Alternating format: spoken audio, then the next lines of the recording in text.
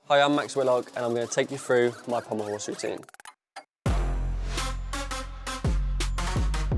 So the first skill for me always in my routine, it has been from a young age, is a sheer to handstand. This is the kind of moment where if you start well, it puts you a good stent for doing the whole routine well. So it's a crucial moment to make sure I get this right. Then if I go on to the second skill after I drop down into the next skill, there's not many high value skills on pommel horse that are valued at G, which is the highest level. This is a G coming up, so it's a triple Russian on one handle. It basically has massively fast movements on your hand. You've got to stay controlled. It can very easily speed up this skill without intentionally doing so. So you have to keep it controlled, keep it nice, and if you can keep it slower, it helps you a lot. But it's making sure those hand movements are in the right places on that small handle, making sure your shoulders are in line, and just making sure you stay on this one. It's a tricky skill, like I said, one of the highest rated skills on pommel horse, and my second skill. So if I get this right, I can flow into the next one, which is a Stockley. This is one of the base moves that you learn when you're younger, but it's a high value as well. It's an E, but it's a great move that connects into my next skill. So it's kind of keeps the flow nicely into my Buznari, which Buznari is named after a great pommel horse worker who I've been lucky enough to compete alongside throughout my journey. It's a very big skill, uses flair, uses big movements, going up towards the handstand, turning to one end of the pommel and back into the flair movements. So it's a big skill, it's a risky skill, but this for me is a value of an F, so it's extremely difficult and takes a lot of practice to master. Every day I do handstand turns, balancing work to make sure I'm as confident as I possibly can by the time I get to this skill. After the Buznari, I turn out onto the end of the pommel horse and I break out into big flares again. Big flares after the Buznari and big flares again in the flared travels. So we're talking about a flared Magyar, whereas I move forwards along the pommel horse, placing my hand placements, and actually do this skill very, very differently to most other people.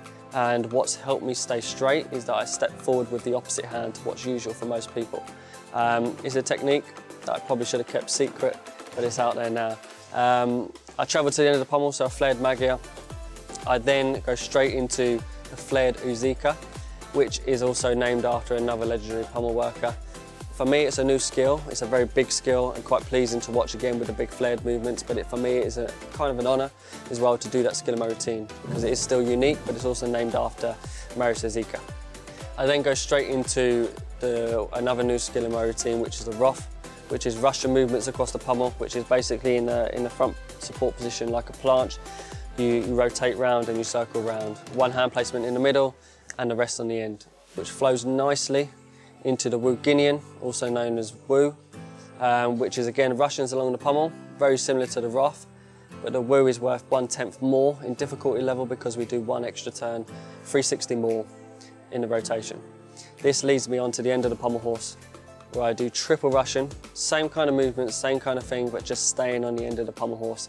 In front support position again, it's fast hand movements, and it's making sure that I get those hand positions exactly right, because that flows straight into my handstand dismount. For me, I do a little bit of an action to get up there very, very quickly, and it's a technique that I've learned over the many years, and you have to make sure your shoulder's in the right position in this. It's a very fast and quick turn, and making sure your hands are in the right place. I work one side of the pommel and work backwards to make sure it's that E value that I need to make sure my difficulty is now where it needs to be. For me, if you do the best routine that you possibly have done, especially in a competition, the feeling of coming down after that dismount to land on your feet is by a mile the best feeling in the world.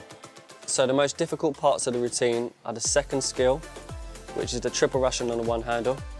Obviously being valued at G is one of the most difficult skills that you can do on a pommel horse. Anything that is wrong, any balance will take you off completely. And the second part is the Buznari. The triple Russian and the Buznari are the riskiest parts of the routine, which actually makes sense because they're the highest value skills, but actually technically they're the ones that take the most thought as well. For more ultimate skills videos like this, like and subscribe to the British Gymnastics YouTube page.